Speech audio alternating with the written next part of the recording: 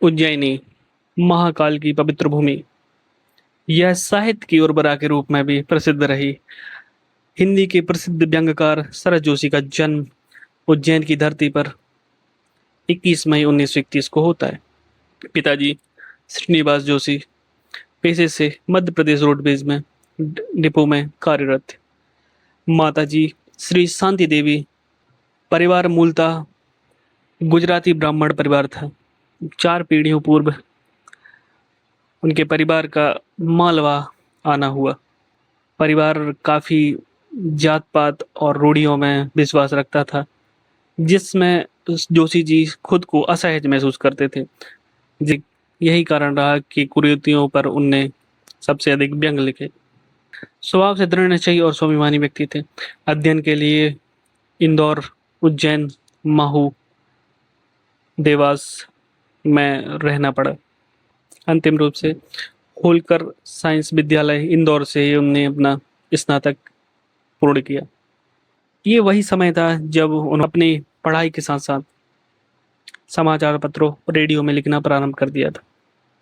अपनी लेखन को प्राथमिकता देने के लिए, अपनी अभिव्यक्ति को प्राथमिकता देने के लिए उन्होंने मध्य प्रदेश सरकार की सूचना एवं प्रकाशन विभाग से त्याग पत्र दिया और अपने लेखन को आगे बढ़ाया। आरंभ में कहानियां लिखी, किंतु बाद में व्यंग का हाथ पकड़कर आगे की तरफ बढ़ते गए और फिर पीछे कभी मुड़कर नहीं देखा।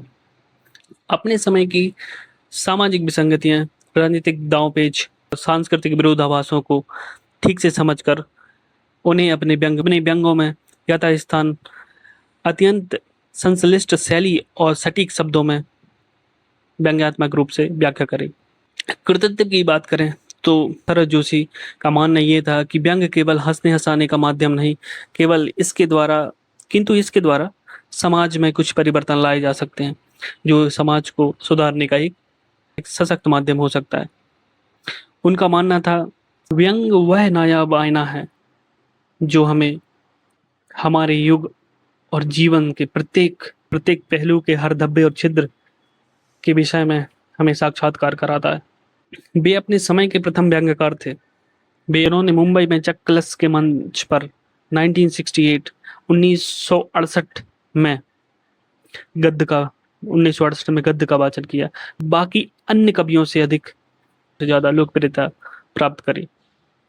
व्यंग संग्रह की बात करें तो व्यंग संग्रह फिर किसी बहाने, तिलिस्म, राह किनारे बैठ आदि स्वीकार किए जाते हैं। इनका एक कहानी संग्रह है तिलिस्म, और एक उपन्यास मैं और केवल मैं। आपने धारावाहिक सीरियल्स में भी काम किया।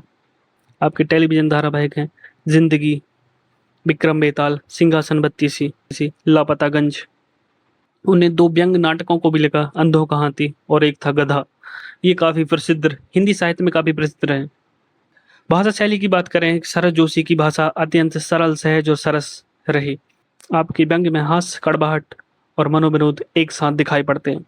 आपने अपनी रचनाओं में खड़ी बोली को सहजता से स्थान प्रदान किया। व्यंगों में मुहावरों के अत्यंत चमत्कृत प्रयोग से उन्हें बहुत ही मनोरम बनाया। शरद जोशी जी के ओजपूर्ण व्यंग अपने समय के साथ साथ अपने समय में लोकप्रिय थे, आज भी वह उतने ही लोकप्रिय हैं। पुरस्कार की बात करें तो भारत सरकार के द्वारा 1990 में आपको पद्मश्री से नवाजा गया। का हाथरसी पुरस्कार, चकल्लस पुरस्कार और हिंदी साहित्य समिति द्वारा आपको सारस्वत मार्तंड की उपाधि प्रदान करी जाती। पर एक समय आता है, हिंदी साहित्य के दिग्गजों का अपना कार्यकाल पूर्ण हो जाता है और उनका कार्यकाल पूर्ण हुआ हिंदी साहित्य के साथ ही 5 सितंबर 1991 को उन्होंने अपने शरीर को त्याग दिया। उनका देहावसान मुंबई में हो गया।